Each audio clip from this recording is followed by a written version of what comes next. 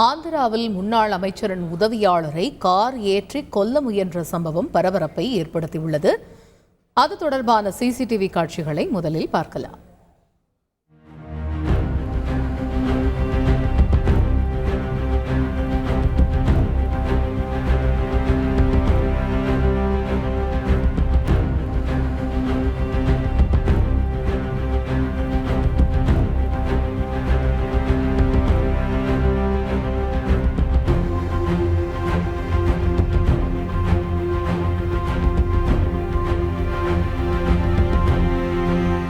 இது குறித்த கூடுதல் தகவல்களை செய்தியாளர் சரவணனிடம் கேட்போம். சரவணன், வணக்கம். இந்த கொலை முயற்சி சம்பவத்தின் முழு பின்னணி என்ன, விவரிங்க.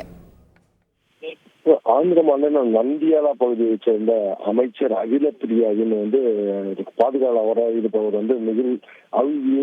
இவர் அவர் நண்பருடன் நேற்று இரவு பேசிக் கொண்டிருந்தது. திடீரென ஒரு கார் ஒன்று வேகமாக நெகிழ் மீது மோதியது. இதில் நிலை குளிர்ந்த தூக்கி வீசப்பட்ட நெகிழ் அங்கிருந்து மெதுவாக எழ முயற்சிக்கையில் உடனே காரை நிறுத்திவிட்டு அங்கு 4 பேர் அவரை விரட்டி சென்றனர். ஆனால் அங்கிருந்து தப்பிச் சென்ற அவர் உயிர் தப்பினார்.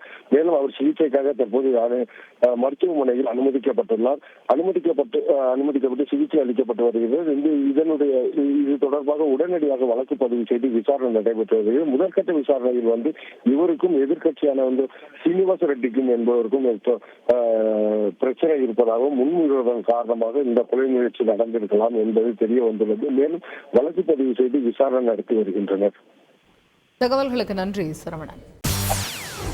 செய்திகளை உடனுக்குடன் தெரிந்து கொள்ள உடனே சப்ஸ்கிரைப் பண்ணுங்க.